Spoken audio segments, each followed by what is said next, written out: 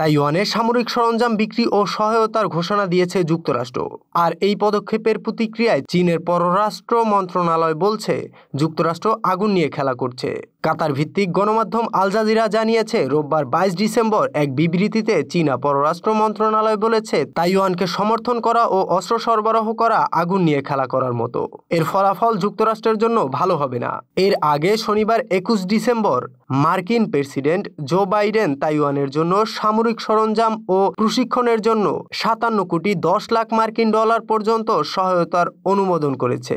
এছাড়া শুক্রবার মার্কিন প্রতিরক্ষা বিভাগ জানায় তাইওয়ানের কাছে 29 কোটি 50 লাখ মার্কিন ডলারের সামরিক সরঞ্জাম বিক্রির অনুমোদন দেওয়া হয়েছে। এদিকে যুক্তরাষ্ট্রের সহায়তাকে স্বাগত জানিয়েছে তাইওয়ান। সামাজিক যোগাযোগ মাধ্যম এক্স হ্যান্ডেলে তাইওয়ানের পররাষ্ট্র মন্ত্রণালয় জানিয়েছে তাইওয়ানের প্রতিরক্ষার প্রতি মার্কিন সরকারের প্রতিশ্রুতি পুনর্ব্যক্ত হলো এর মাধ্যমে। এর আগে গত সেপ্টেম্বরেও তাইওয়ানকে 56 কোটি 70 লাখ ডলার সহায়তা দিয়েছে যুক্তরাষ্ট্র।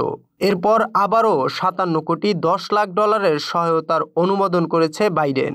যুক্তরাষ্ট্র বলছে তাইওয়ানের আত্মরক্ষার সক্ষমতা বৃদ্ধি ও চীনের হুমকি প্রতিহত করতে তারা এই সহায়তা দিচ্ছে। তাইওয়ানকে বরাবরই নিজেদের ভূখণ্ড বলে দাবি করে চীন। তাই যুক্তরাষ্ট্রের এই পদক্ষেপে বেজায় চটেছে শি জিনপিংয়ের দেশ।